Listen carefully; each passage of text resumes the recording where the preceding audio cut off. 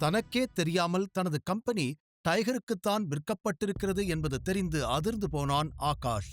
அதில் கோபம் கட்டுக்கடங்காமல் வர கருடனின் சட்டை காலரை பிடித்திருந்தவன் கத்த ஆரம்பித்திருந்தான். ஆனால் இனி கத்துவதாலோ இல்லை கோபப்படுவதாலோ எந்த பிரயோஜனமும் இல்லை என்பது அவனுக்கே நன்றாகத் தெரியும். அவன் கையை தன்னிடமிருந்து விலக்கிவிட்ட கருடன், உனக்கு அட்லீஸ்ட் இந்த பணம் கிடைச்சதுன்னு சந்தோஷப்படு. உனக்கு நடந்த ஒரே நல்லது இது ஒண்ணுதான். ஆனா டைகர் இதுல கூட ஏதாவது பண்ணி இருக்கலாம். அவன் பிளான் என்னன்னு எனக்கு தெரியாது என்று சொல்ல, அவனை நிமிர்ந்து பார்த்த ஆகாஷ், இந்த பணமும் டைகர் கிட்ட இருந்துதான் வந்துச்சா என்று கேட்டவனுக்கு திடீரென சந்தேகம் வர வேகமாக பணம் அடங்கியிருந்த அந்த பைகளை எல்லாம் திறந்து பார்த்தான். அதில் மீண்டும் பெரும் அதிர்ச்சி. அவ்வளவு பெரிய பைகளில் மேல் வரிசையில் மட்டும் பணம் இருந்தது. அடியில் எல்லாம் வெறும் காகிதங்கள் மட்டுமே இருக்க, பையிலிருந்த மொத்தத்தையும் கீழே கொட்டி பார்த்தான் ஆகாஷ்.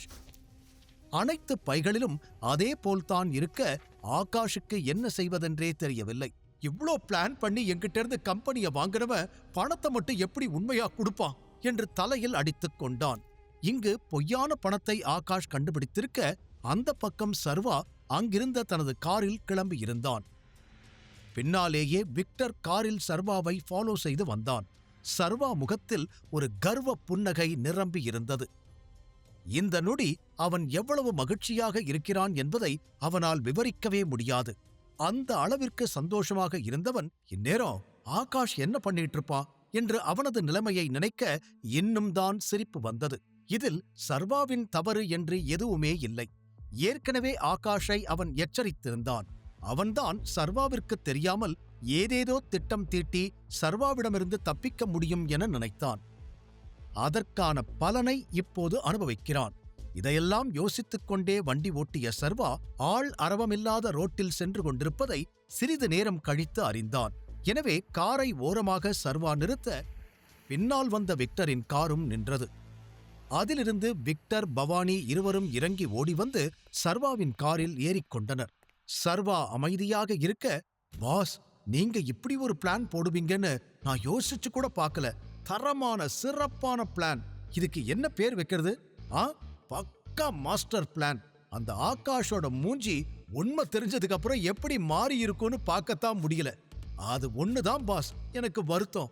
ஆனா அந்த முட்டாளுக்கு இன்னும் கூட நாம என்ன பண்ணிருக்கோன்னு புரிஞ்சிருக்காதுன்னு நினைக்கிறேன் என்று பவானி சிரிக்க, அதை கேட்டு குறுக்கே வந்த விக்டர், நம்ம ஆகாஷ பத்தி பேசி டைமை வேஸ்ட் பண்ணக்கூடாது. கருடனை தான் ஃபோக்கஸ் பண்ணணும். அவன மாதிரி ஒரு டேஞ்சரஸான ஆள் நாம வார்ன் பண்ணதுக்காக அவ்வளோ சீக்கிரம் அடங்கி போக மாட்டாங்க. அதுவும் அவனோட குறுக்கு புத்தியை வச்சு கண்டிப்பா ஏதாவது பிளான் பண்ணுவான். நம்ம கேர்ஃபுல்லா இருக்கணும் பாஸ் என்று கூறினான். அதற்கு தலையாட்டிய சர்வாவுக்கு அப்போதுதான் ஞாபகம் வந்தது. எனக்கு அந்த கருடனோட ஆள்கிட்ட இருந்து போன் வந்தது. நான் நம்பர் கொடுத்துட்டு வந்தேனே, ஞாபகம் இருக்கா? நீங்க கூட இந்த பிளான் ஒர்க் அவுட் ஆகாதுன்னு சொன்னீங்களே என்று சர்வா கூற இருவருக்கும் ஆச்சரியம். நிஜமாவா பாஸ்? எப்ப போன் பண்ணா? என்ன சொன்னா? அவனை நம்பலாமா என்று இருவரும் மாறி மாறி கேள்வி கேட்க, விக்டரால் இன்னும் கூட சர்வாவுடைய அந்த பிளான் ஒர்க் அவுட் ஆகி இருக்கிறது என்பதை நம்ப முடியவில்லை. பெருமூச்சு விட்ட சர்வா லட்சுமணன் பேசியதை யோசிக்க ஆரம்பித்தான். என்னதான் அவன் பெரிதாக எதுவும் பேசவில்லை என்றாலும் அவன் குடும்பத்தை பற்றி சொன்னதும் அதற்காக அவன் அழுததும் இன்னும் சர்வா காதில் கேட்டுக்கொண்டே இருந்தது. அதில் தன்னுடைய குடும்பத்தை இழந்தது, தனியே வாழ்ந்தது என பழைய நினைவுகள் வந்து செல்ல, என்னோட குடும்பமும் இன்னைக்கு உயிரோட இருந்திருந்தா நானும் இவன மாதிரி தான் எவ்வளோ போராடியாவது அவங்கள காப்பாத்தி இருப்பேன். உயிரை கொடுக்க வேண்டிய சூழ்நிலை வந்திருந்தாலும் அதையும் செஞ்சிருப்பேன் என்று நினைத்துக் கொண்டிருந்தவன் கூடவே கருடன் லட்சுமணனின் குடும்பத்தை எங்கு மறைத்து வைத்திருப்பான் என்பதையும் யோசனை செய்தான். நிச்சயம் லட்சுமணனால் அதை கண்டுபிடிக்கவோ இல்லை சர்வாவிடம் சொல்லவும் முடியாது. ஆனால் எப்படியாவது அவன் குடும்பத்தை கண்டுபிடித்து பாதுகாக்க வேண்டும் என்று நினைத்தான் சர்வா. இதெல்லாம் அவன் மாறி மாறி யோசித்துக் கொண்டிருக்க, பாஸ், ஏன் அமைதியா இருக்கீங்க? ஏதாவது சொல்லணுமா என்று சர்வாவின் நினைவுகளை கலைத்தான் பவானி. இருவரையும் நிமிர்ந்து பார்த்த சர்வா லேசாக சிரித்தான். அவர்கள் இருவரும் இல்லை என்றால் இன்று நடந்த அனைத்தையும் அவன் தனியாக செய்திருக்க வேண்டும். அவனால் செய்ய முடியாது என்று இல்லை. ஆனால் இவர்களுடன் இருப்பது சர்வாவுக்கு பெரிய பலமாகத் தோன்றியது. பவானியின் கேள்விக்கு பதில் சொல்லாத சர்வா தனது போனை எடுத்து, உன்கிட்ட நான் பேசணும் என லட்சுமணனுக்கு மெசேஜ் செய்தான். விக்டர், பவானி இருவரும் சர்வா செய்வதை வேடிக்கை பார்த்து கொண்டு அமர்ந்திருந்தனர். என்ன செய்கிறான், யாருக்கு மெசேஜ் அனுப்புகிறான் என்று இருவருமே கேட்கவில்லை. சில நொடிகள் அமைதியில் கரைய, பாஸ், வேலை முடிஞ்சதா, நாங்க 2 பேரும் கிளம்பலாமா என்று மெதுவாக கேட்டான் விக்டர். உடனே இன்னும் இல்ல என்று சர்வா பதில் சொல்ல, சர்வாவிற்கு லட்சுமணனிடமிருந்து அழைப்பு வந்தது. உடனே காலை அட்டன் செய்த சர்வா லவுட் ஸ்பீக்கரில் போட்டு மூவரும் கேட்கும்படி போனை நடுவில் வைத்தான். அந்த பக்கம், ஹலோ சார் என்று லக்ஷ்மணனின் மெல்லிய குரல் கேட்டது. இங்க பாரு, உன்னை தேடி வந்து உன்னோட உதவிய கேட்கறது நான். அதனால உனக்கு என்ன வேணும்னாலும் நீ என்கிட்ட கேட்கலாம். அதை செய்யலாமா வேண்டாமான்னு நான் முடிவு பண்ணிப்பேன். ஆனா எதையும் என்கிட்ட மறைக்காம எல்லாத்தையும் நீ சொல்லணும், புரிஞ்சுதா? உன்னோட வேலை நான் கேட்கறதுக்கெல்லாம் பதில் சொல்றது மட்டும்தான் என்று சர்வா கூற, அந்த பக்கம், ஓகே சார், நீங்க என்ன சொன்னாலும் நான் அப்படியே செய்றேன் என்றான் லட்சுமணன். ஓகே, ஏதாவது முக்கியமான நியூஸ் இருக்கா என்று சர்வா கேட்க, இல்ல சார், இப்ப வரைக்கும் எந்த நியூஸும் இல்ல. நான் நைட் முழுக்க தூங்காம இங்க என்ன நடக்குதுன்னு கவனிச்சுக்கிட்டு தான் இருக்கேன். ஏதாவது முக்கியமான விஷயம் நடந்தா உங்களுக்கு உடனே நான் சொல்றேன். இன்னும் கருடன் திரும்ப வரல, எங்க போனான்னு தெரியல என்று லட்சுமணன் கூற, இந்த பக்கம் தலையாட்டிக் கொண்டு கேட்ட சர்வா, அவன் எங்க இருக்கான்னு எனக்கு தெரியும். அப்புறம் இன்னொரு விஷயம், உனக்கு எப்போ எந்த நேரத்துல என்கிட்ட பேசணும்னாலும் நீ எனக்கு கால் பண்ணலாம். டே நைட் எதுவா இருந்தாலும் எனக்கு பிரச்சனை இல்லை. நானும் உனக்கு எப்ப வேணாலும் கால் பண்ணுவேன், உன்னோட லொகேஷனை தெரிஞ்சுக்கிறதுக்காக என்று சர்வா சொன்னதும் அந்த பக்கம் யோசனையில் ஆழ்ந்த லட்சுமணன், ஆனா நீங்க தப்பான டைம்ல எனக்கு போன் பண்ணீங்கன்னா என்ன பண்றது என்று சந்தேகமாக கேட்டான். உடனே யோசனை செய்த சர்வா, அப்படின்னா நாம சில கோட் வேர்ட்ஸ் யூஸ் பண்ணலாம் என்று கூறினான். சர்வா நிலைமையை புரிந்து கொள்ள கோட் வேர்டுகளை பயன்படுத்துவது சரியாக இருக்கும் என்று நினைத்தான். அந்த பக்கம் லட்சுமணனுடைய நிலைமை என்ன, இது பேசுவதற்கான நேரமா இல்லை ஆபத்தில் இருக்கிறானா என்பதையெல்லாம் ஒற்றை வார்த்தையில் சர்வா தெரிந்து கொள்ள வேண்டுமானால் கோட் வேர்டுகள் மட்டுமே அதற்கு ஒரே வழி. அவன் ஆசிரமத்தில் வளர்ந்தபோது இதையெல்லாம் விளையாட்டாக பின்பற்றி இருக்கிறான். இப்போதும் அதே டெக்னிக்கை பயன்படுத்த நினைத்த சர்வா லட்சுமணனிடம், நான் உனக்கு தப்பான நேரத்துல கால் பண்ணா எனக்கு நீ எக்ஸ்னு ரிப்ளை பண்ணு, நீ ஏதாவது பிரச்சனையில இருந்தா வைன்னு ரிப்ளை பண்ணு, ரிப்ளைனா எனக்கு மெசேஜ் பண்ணணும் அப்புறம் என்று அடுத்த கோடை சொல்ல வந்த சர்வா ஒரு நொடி தயங்கிவிட்டு பிறகு, நீ எங்க இருக்க, என்ன பண்ணிக்கிட்டு இருக்கேன்னு உனக்கே தெரியலனா இசட்னு அனுப்பு, புரிஞ்சுதா என்று கேட்க, ஓகே சார், இது ஈஸியா தான் இருக்கு, நான் இதை ஃபாலோ பண்றேன். அப்புறம் இப்ப நான் போகணும், நான் உங்களுக்கு அப்புறமா போன் பண்றேன் என்று கூற, சரி என்ற சர்வா, போறதுக்கு முன்னாடி உங்ககிட்ட ஒரே ஒரு கேள்வி, உங்களுக்கெல்லாம் தங்கறதுக்கு கருடன் இடம் கொடுத்திருக்கானா, இல்ல நீங்க எல்லாம் எங்க தங்குவீங்க, உங்க வீட்டுக்கே போயிடுவீங்களா என்று கேட்க, இல்ல சார், நாங்க எங்கேயும் போக கூடாது, அந்த மாதிரி போறதுக்கு எங்களுக்கு ரைட்ஸ் இல்ல, நாங்க எல்லாரும் எப்பவுமே கருடன் கூடவே தான் இருக்கணும், அதுக்காகத்தான் அவ என் குடும்பத்தை என்கிட்ட இருந்து பிரிச்சு வச்சிருக்கான் என்று குடும்பத்தை பற்றி பேச ஆரம்பித்ததும் லட்சுமணன் குரல் மாறிட சர்வாவிற்கும் அது புரிந்தது.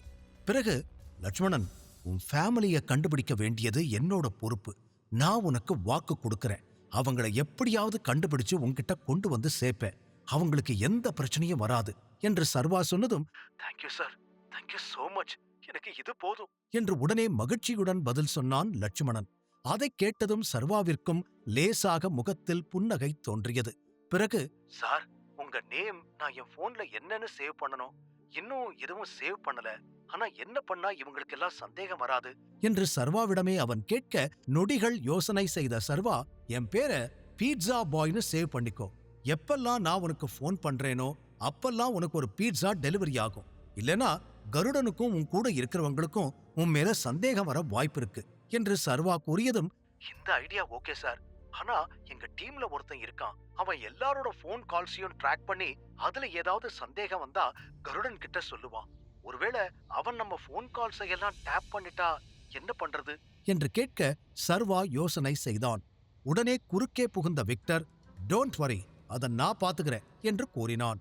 அதில் அவனை நிமிர்ந்து பார்த்த சர்வா, உன்னால அதை பண்ண முடியுமா என்று சந்தேகத்துடன் கேட்டான்.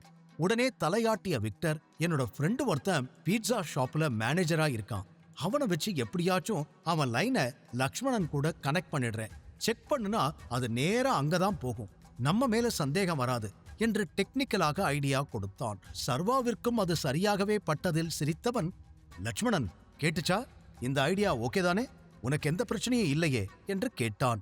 எஸ் சார், இது ஒர்க் அவுட் ஆகும் என்று லட்சுமணன் சொல்லி முடிக்க பின்னால் இருந்து, லட்சுமணா அங்க என்ன பண்ணிட்டு இருக்க என்று ஒரு கணீர் குரல் கேட்டது. அதை கேட்டதும் யாரோ லட்சுமணனை நோக்கி வருகிறார்கள் என்பதை இந்த பக்கம் இருந்த சர்வாவிற்கும் புரிந்தது. லட்சுமணன் உடனே, பீட்சா ஆர்டர் பண்ணியிருந்தேன், அந்த பையன் கிட்ட தான் பேசிக்கிட்டு இருக்கேன், இதோ வரேன் என்று கூறியவன் மெதுவாக, நான் போகணும் சார் என்று சர்வாவிடம் சொன்னான். ஓகே, உங்களுக்கான பீட்சா ஆன் த வேலை இருக்கு, இன்னும் கொஞ்ச நேரத்துல டெலிவரி ஆயிடும் என்று கூறிய சர்வா சிரித்துக்கொண்டே அழைப்பை துண்டித்தான். பிறகு போனை ஓரமாக வைத்துவிட சர்வாவையே பார்த்து கொண்டிருந்த பவானி, பாஸ், இந்த பிளான் ஐடியா எல்லாமே எனக்கு புரியுது, ஆனா ஒன்னே ஒன்னு மட்டும் எனக்கு புரியல என்று சொல்ல சர்வா என்னவென்பது போல் அவனை பார்த்தான். இந்த லட்சுமணனோட ஃபேமிலி இதுக்கு நடுவுல எங்க வந்தாங்க, எதுக்காக அவங்கள பத்தி பேசிக்கிட்டு இருந்தீங்க என்று கேட்க, அந்த கருடன் லட்சுமணன் ஃபேமிலிய கடத்தி வச்சுக்கிட்டு அவனை மிரட்டித்தான் அவனை கூட வச்சிருக்கான், சொல்றத கேட்கலனா ஃபேமிலிய கொன்னுடுவேன்னு சொல்லியிருக்கான் என்றதும், வாட் என அதிர்ந்தான் விக்டர்.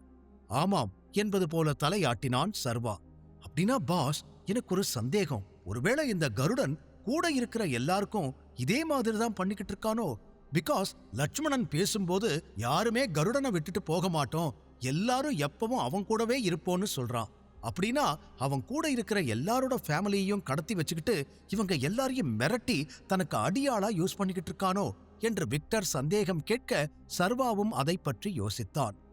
பிறகு எப்படியாவது லட்சுமணனோட ஃபேமிலிய நாம கண்டுபிடிக்கணும் என்று சர்வா சொன்னதும், பாஸ், அது கொஞ்சம் ரிஸ்க், முதல்ல நாம அந்த கருடனை காலி பண்ணணும், அவனை முடிச்சு கட்டிட்டா அடுத்து ஈஸியா நாம லட்சுமணனோட ஃபேமிலிய காப்பாத்திரலாம் என்று விக்டர் கூறியதும் அவனை முறைத்த சர்வா, உன்கிட்ட இப்ப நான் ஒப்பீனியன் கேட்டேனா என்று முறைக்க விக்டர் வாயே திறக்கவில்லை. உங்க 2 பேர்கிட்டையும் இத பண்ணலாமான்னு கேட்கல, இதத்தான் பண்ண போறோன்னு சொன்னேன். முதல்ல அவனோட ஃபேமிலிய நாம கண்டுபிடிக்கணும், அதுதான் முக்கியம், புரிஞ்சுதா? தேவையில்லாம 2 பேரும் குறுக்க பேசுனீங்க, அவ்வளவுதான் என்று சர்வா கோபமாக கூறிவிட இருவரும் பதிலே பேசவில்லை. டைகரிடமிருந்து வரும் ஆணை அதை மறுக்க முடியுமா, இல்லை கேள்விதான் கேட்க முடியுமா என்ற எண்ணத்தில் தலை குனிந்து கொண்டனர். சர்வாவால் லட்சுமணனின் குடும்பத்தை காப்பாற்ற முடியுமா?